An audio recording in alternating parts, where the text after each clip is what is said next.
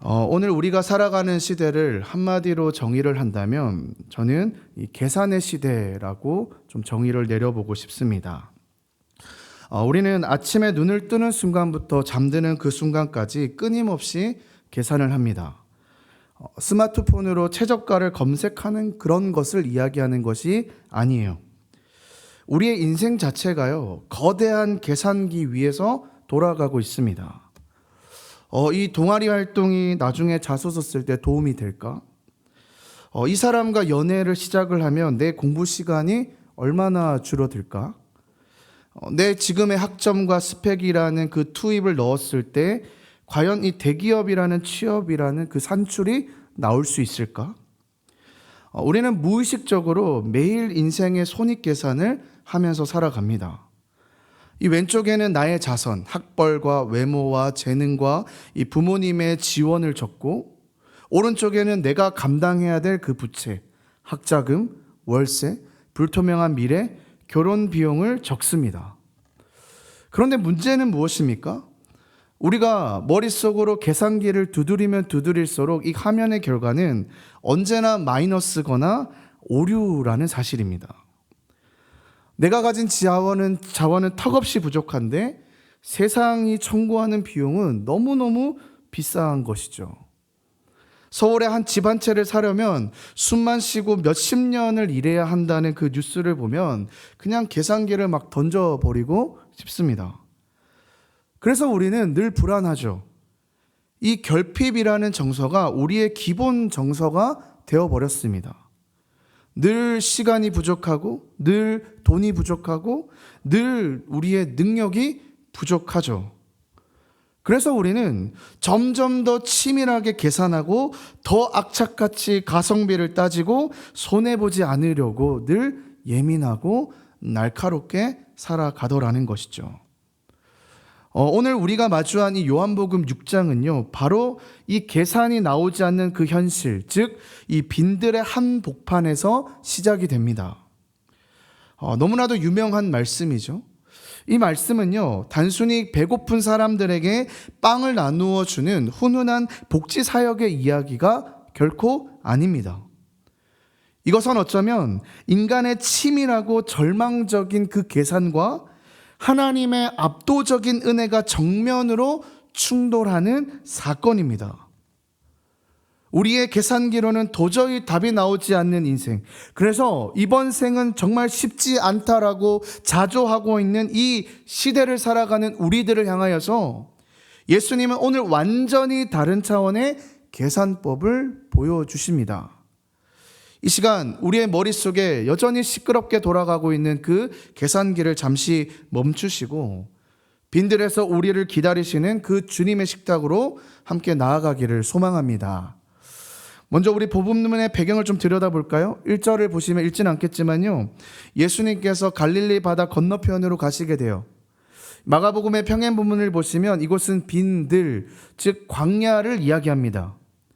예수님은 지금까지 사역에 지친 제자들을 좀 쉬게 하시려고 아마도 인적이 드문 곳으로 이동하셨지 않나 생각해 봅니다. 그런데요, 2절을 한번 보실까요? 2절에 이렇게 기록이 되어 있어요. 2절 띄워주세요. 큰 무리가 따르니 이는 병자들에게 행하시는 표적을 보았음이로라. 뭐예요? 지금 쉬려고 갔는데 그 쉼의 현장까지 따라온 수많은 사람들이 있더라는 거예요. 남자만 뒤에 보시면 5,000명이라고 되어 있는데 아마 여자와 아이를 합치면 좋게 한 2만 명은 될 것이라고 예상을 합니다. 어마어마한 인파가 좀 따라온 거예요. 여러분 한번 상상해 보십시오. 지금처럼 도로가 잘 닦인 것도 아니에요. 그 먼 길을 먼지투성이 광야를 뚫고 지금 사람들이 몰려온 것입니다. 그러면 그들이 왜 따라왔을까요? 주님이 전하시는 말씀이 그리워서요? 주님이 선포하시는 그 진리를 따라서요? 사실은 아니에요. 오늘 읽었던 말씀에 냉정하게 기록하고 있죠. 뭐라고 합니까? 표적을 보았다라고 되어 있어요.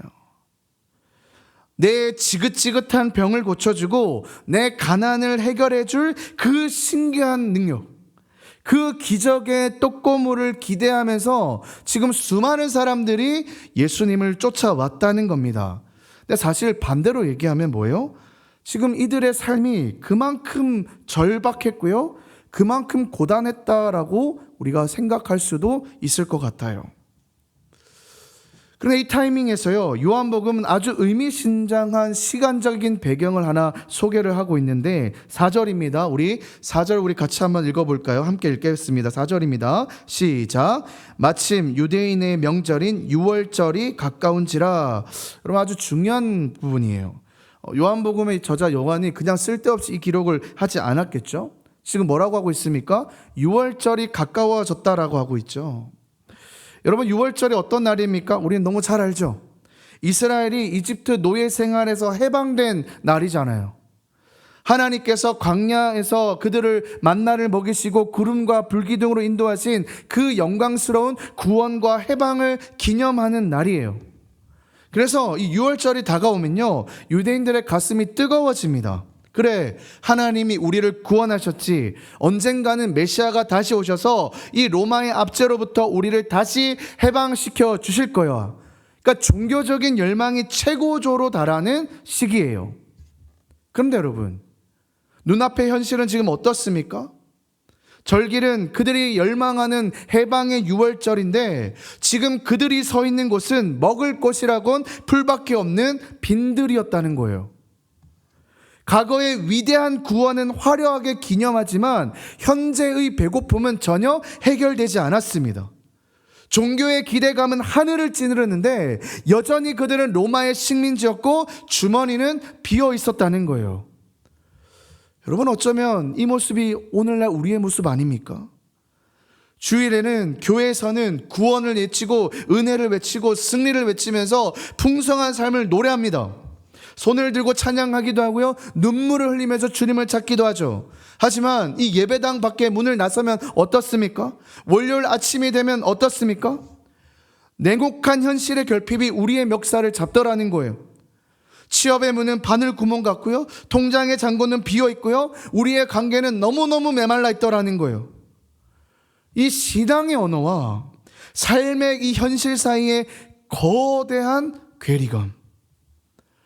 교회에서는 승리자 같고 승리한 것 같은데 세상에 속하면 뭔가 모를 그 패배자와 같은 그 이질감. 오늘 바로 이 지점에서 이 아이러니한 빈들의 한복판에서 예수님께서 우리를 향하여 말을 걸어오시는 거예요. 계속 본문을 좀 볼까요? 이 거대한 인파를 보신 예수님께서는 제자들을 향해 이렇게 질문합니다. 5절입니다. 5절 보실까요? 예수께서 눈을 들어 큰 무리가 자기에게로 오는 것을 보시고 빌립에게 이르시되 우리가 어디서 떡을 사서 이 사람들을 먹이겠느냐 하시니. 지금 예수님의 제자가 몇 명이에요? 감사합니다. 12명이잖아요. 그 12명 중에 지금 누구를 부르시는 거예요? 빌립을 지금 부르시죠. 왜 하필 이 타이밍에서 예수님께서 빌립을 부르셨을까요? 빌립은요, 그 지방 사람의 출신이었다고 해요. 벳세다라고 하거든요. 벳세다 출신이었다고 해요. 그러니까 이 동네의 지혜를 훤히 꿰뚫고 있는 지역 전문가였습니다. 그래서 우리가 이 사전 지식을 듣고 이 본문을 보시면 예수님의 질문이 마치, 야 빌립아, 근처에 맛집이 어디 있느냐? 대형마트가 혹시 있느냐? 배달시키면 어디가 빠르냐라고 묻는 것처럼 들려요. 그런데 6절을 보시면 예수님께서 그렇게 질문한 진짜 의도가 나타납니다. 6절을 같이 한번 읽어볼까요? 시작. 이렇게 말씀하시면 친히 어떻게 하실지를 아시고 빌립을 시험하고자 하심이라. 네, 뭐라고요? 시험한다고요. 근데 그 시험이 예수님이 사실 방법을 몰라서 물으신 건 아니에요. 이미 계획을 가지고 있는데 지금 빌립을 향하여서 시험을 하는 겁니다. 그런데 이 시험이 또 우리가 아는 것처럼 이 빌립을 골탕 먹이거나 탈락을 시키려고 하는 그런 시험은 아니에요. 지금 예수님께서 이렇게 물어보신 거는 지금 빌립의 믿음의 시선을 교정시키려고 하는 훈련이었다는 거예요. 그러니까 예수님이 뭐라고 물어보신 거냐면, 빌립아, 너는 지금 이 막막한 상황을 보고 있느냐? 지금 너는 빵집을 찾고 있느냐? 아니면 너와 함께하고 있는 나를 보고 있느냐? 지금 그 질문을 던지신 거예요. 그런데요, 그 질문에 대한 빌립의 대답을 한번 보실까요? 7절입니다. 빌립이 이렇게 얘기했어요. 빌립이 대답하되 각 사람으로 조금씩 받게 할지라도 200데나리온의 떡이 부족하리이다. 여러분, 아주 현명한 대답이에요. 사실 이 빌립의 대답은요, 소름 끼칠 정도로 정확하고 빨랐어요. 그러니까 지금 그의 머릿속에 고성능 계산기가 지금 순식간에 작동을 한 거예요. 1데나리온이 여러분 어느 수치인지 기억나십니까? 노동자 하루의 품삯이라고 했어요. 그러니까 오늘날 좀 시급으로 좀 따져보면 그냥 하루에 10만 원 번다고 생각을 하면은 200데나리온이면 오늘날 한 얼마 정도 되나요? 한 2천만 원, 한 2천만 원에서 한 3천만 원 정도 되는 거금이에요. 그러니까 지금 빌립은 뭐예요? 이 예수님의 질문을 듣고 딱 수많은 인원들 딱 보니까 이제 계산기가 돌아가는 거예요. 딱 스캔하니까 예수님 한 2천만 원 정도면 이 사람들 먹일 수 있을 것 같습니다. 허나 뭐예요? 우리 성교비 통장 아시지 않습니까? 턱도 없습니다. 파산이에요. 이건 불가능합니다. 라고 얘기한 거죠. 사랑하는 여러분, 지금 빌립은요, 틀린 말 한 게 아니에요. 그는 매우 이성적이고 합리적이고 똑똑한 대답을 한 것이죠. 상황 분석이 완벽했어요. 그러니까 그는 몽상가가 아니라 지극히 현실적인 사람이었다는 거예요. 그런데 오늘 이 빌립의 완벽한 계산 속에 결정적으로 빠진 것이 하나가 있었습니다. 무엇일까요? 네? 그의 계산기 속에는 그와 함께 했던 예수님은 전혀 없었다라는 거예요. 빌립은 돈을 계산했습니다. 인원수를 계산했습니다. 현실적인 어려움을 계산했습니다. 하지만 지금 질문을 던지신 분이 누구인지, 그분이 어떤 능력을 가진 창조주이신지를 그의 계산 속에 넣지 않았다라는 거예요.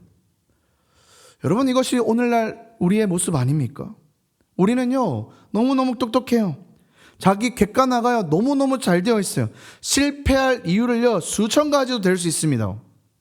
목사님, 제가 계산을 해봤는데요, 제 스펙으로는 그 기업 못 갈 것 같아요. 통계가 이렇게 나와 있거든요. 절대로 불가능합니다. 목사님, 우리 집안 형편으로는요, 유학 꿈도 못 꿉니다. 결혼 더더욱 꿈 못 꿔요. 이게 현실이에요.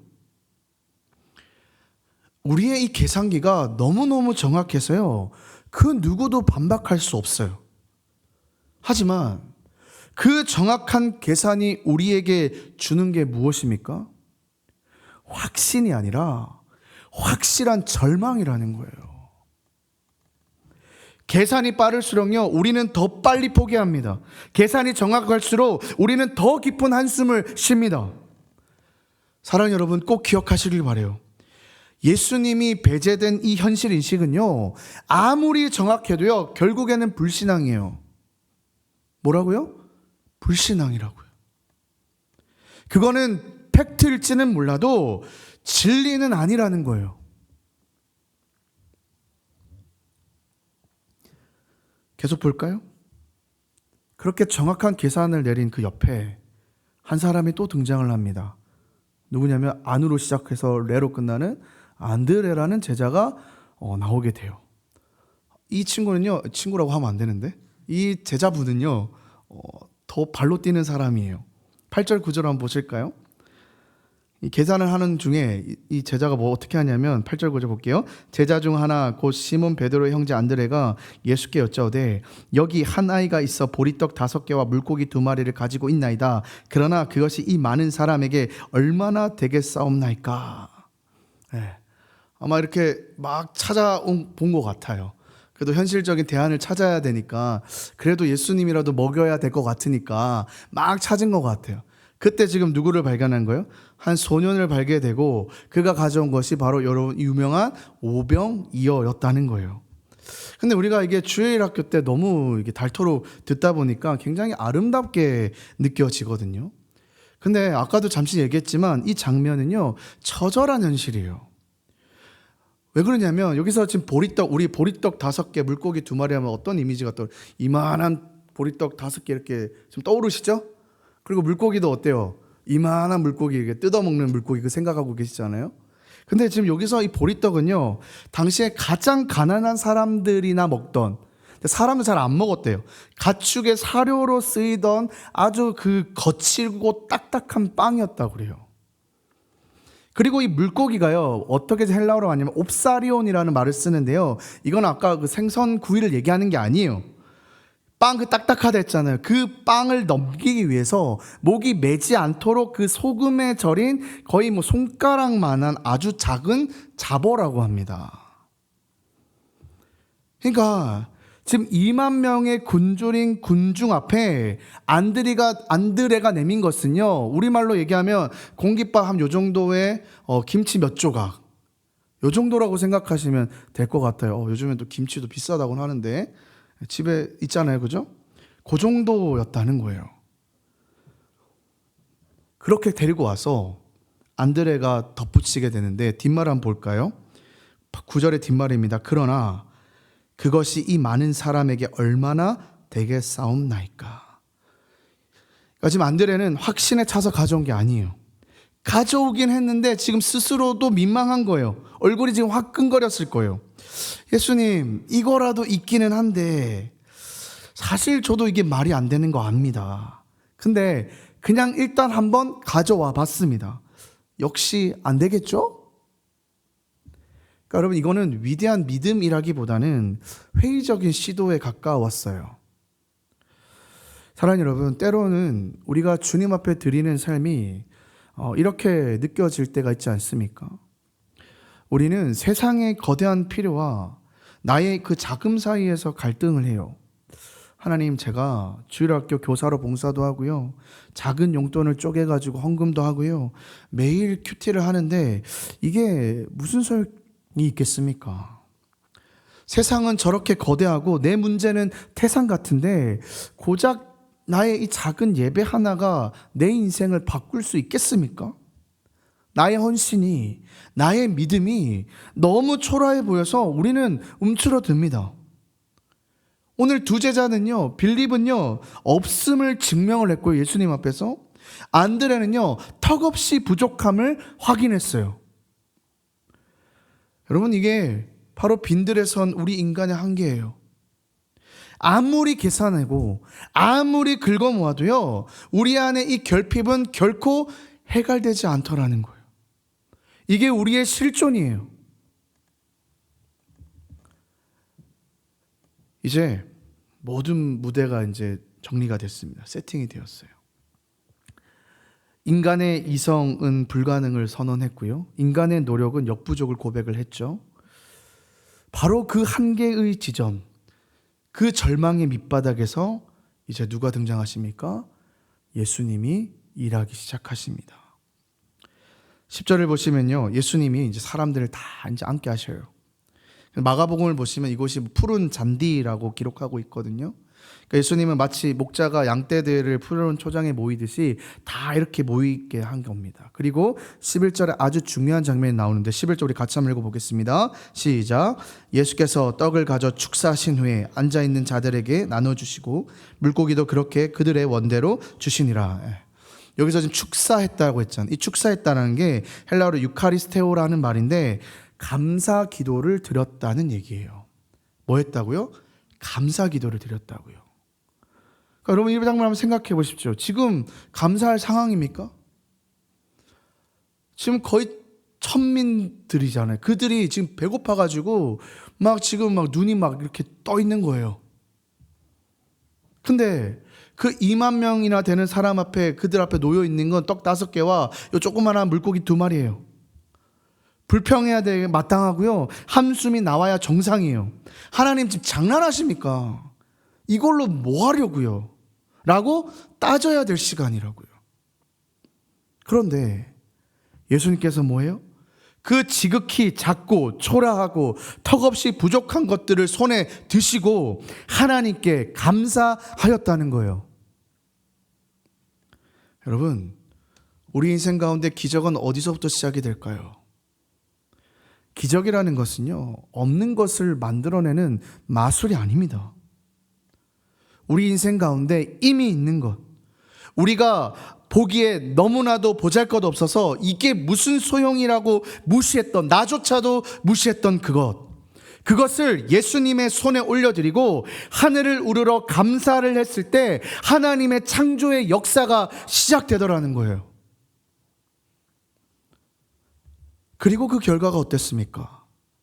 11절 보시면요, 우리는 오병이어 사건을 보면 물고기 5마리와 2마리를 나눠서 그냥 이렇게 똑같은 양으로 먹었다라고 생각을 많이 하잖아요. 11절 보시면요, 뭐라고 되냐면 그들의 원대로 주시니라고 했어요. 여러분 믿으십니까? 그들의 원대로 주셨다고요. 배부르도록, 그들이 먹고 싶은 만큼,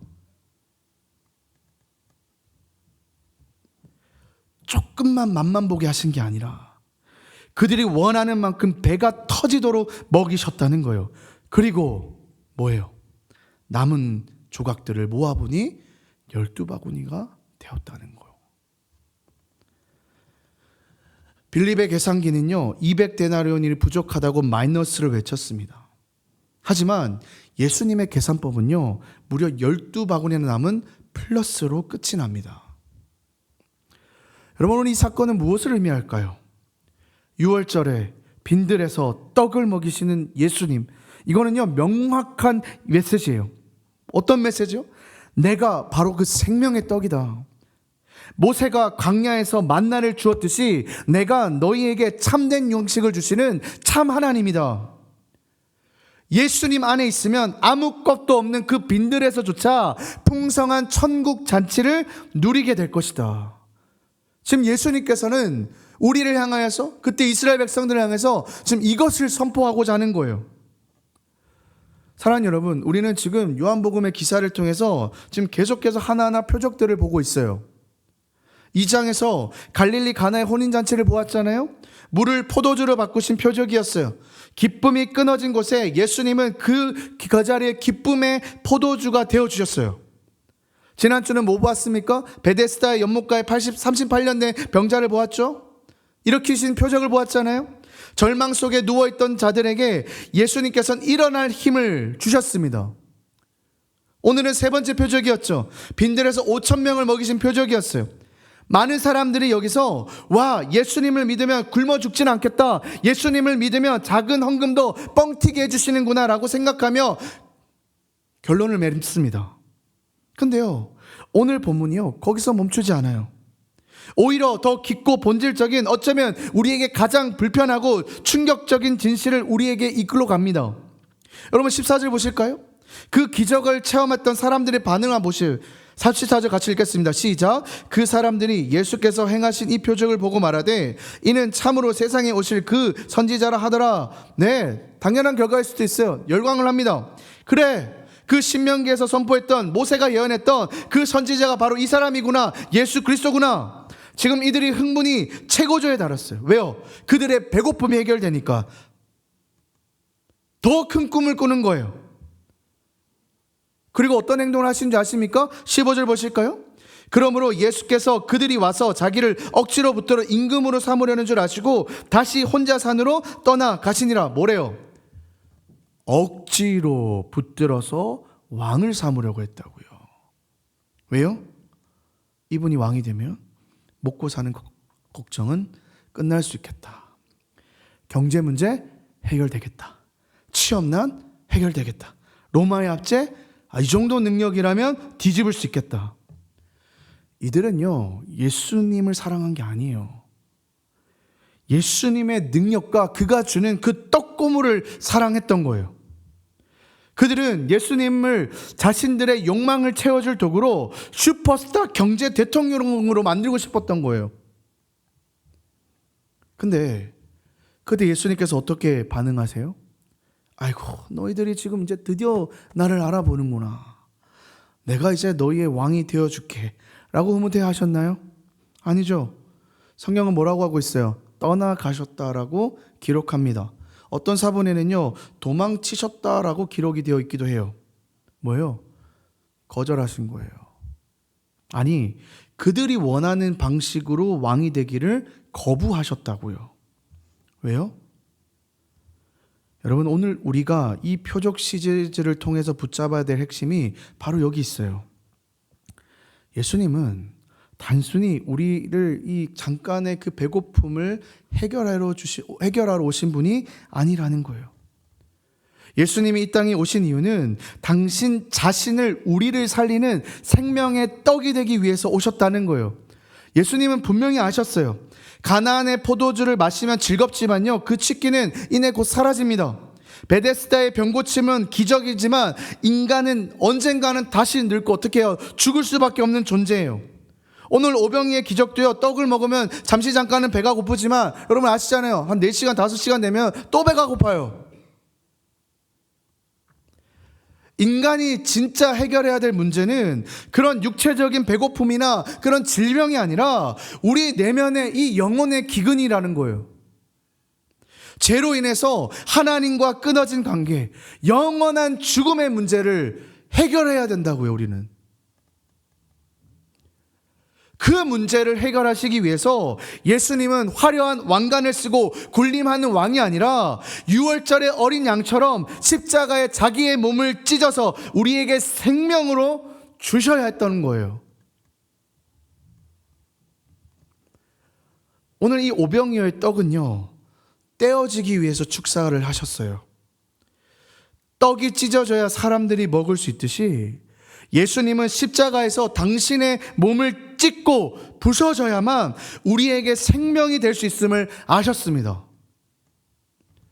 그래서 예수님께서는 그저 떡을 주는 기계가 되기를 거부하고 오늘 홀로 산으로 고독한 그 십자가의 길로 다시 가신 거예요. 여러분, 이 생명의 떡이라는 말은요, 사실 낭만적인 비유가 아니에요. 우리가 밥을 먹으면 그 밥이 소화가 돼서 내 피가 되고 살이 되지 않습니까? 밥이 내 안에 들어와야 나와 하나가 되지 않습니까?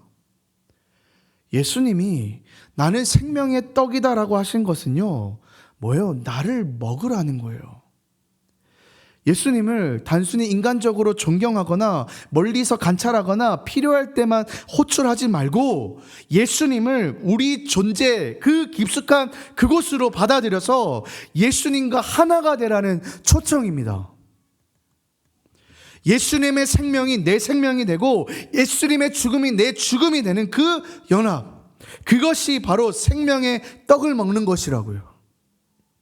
우리는 자꾸 예수님께 내 손에 떡을 쥐어주세요. 내 취업이 좀 가능하게 해주세요. 나에게 성공을 주세요. 나에게 일확천금의 황금을 허락해 주십시오 라고 말하는데, 그런 우리를 향하여서 예수님이 말하시는 거예요. 그거 보지 말고 내가 떡이다, 나를 좀 먹어라. 성공을 향해 떼쓰는 우리에게 주님께서 말씀하시는 거예요. 그거 먹으면 또다시 배고파질 거야. 그거 채우면 또다시 갈증이 생길 거야. 하지만 나를 먹는 자는, 나와 하나는 된 자는 영원한 영생을 누리게 될 거야. 말씀을 맺겠습니다. 사랑하는 여러분, 오늘 이 예배 자리에 나온 여러분, 어떠한 마음으로 앉아 계십니까? 혹시 우리도 그 예수님을 따르던 무리들처럼, 빌리처럼, 안드레처럼 여전히 내 머릿속에 계산기를 두들기며 예수님을 바라보고 있지는 않으십니까? 예수님, 이번에 제 이 문제만 해결해 주시면 제가 주님을 정말 왕으로 섬길게요. 내 연봉 문제, 내 결혼 문제 해결해 주시면 내가 진짜 이 교회에서 뼈를 깎으면서 봉사할게요. 하지만 지금은 안 돼요. 내가 아무리 계산기를 돌려봐도 지금은 내 인생에 답이 없어요. 우리는 끊임없이 예수님을 이용하려고 해요. 예수님을 그저 이 표면에 보이는 나의 결핍을 채워줄 수단으로 생각합니다. 그리고 뭐예요? 내가 원하는 대로 응답해 주지 않으면, 떡을 주지 않으면요, 언제든 실망하고요, 언제든 떠날 준비가 되어 있는 거예요.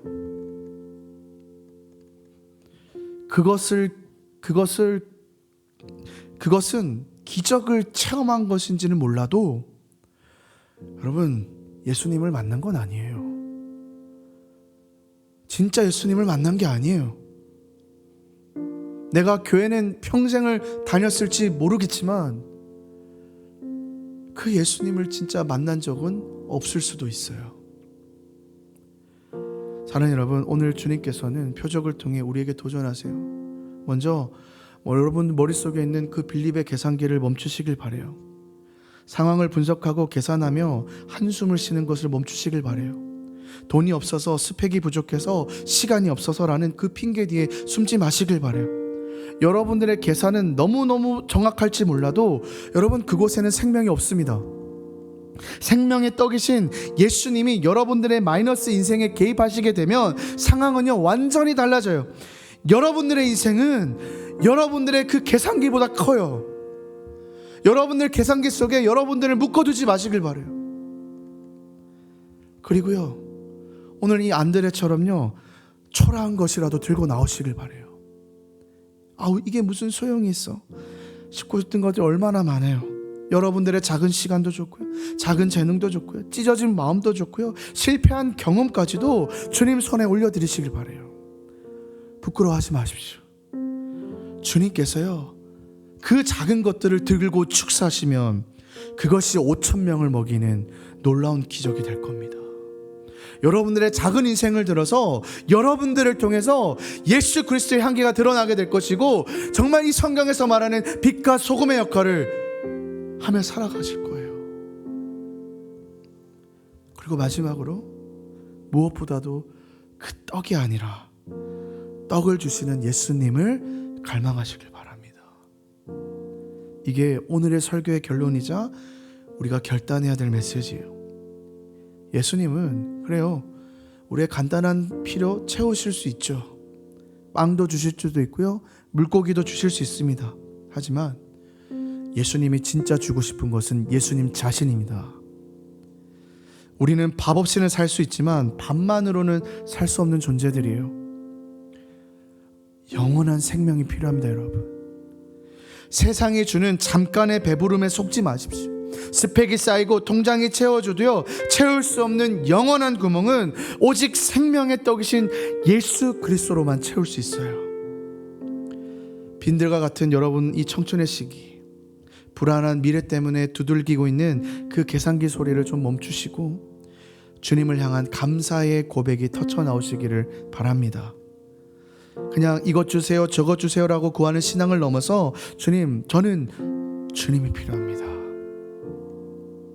주님으로 충분합니다.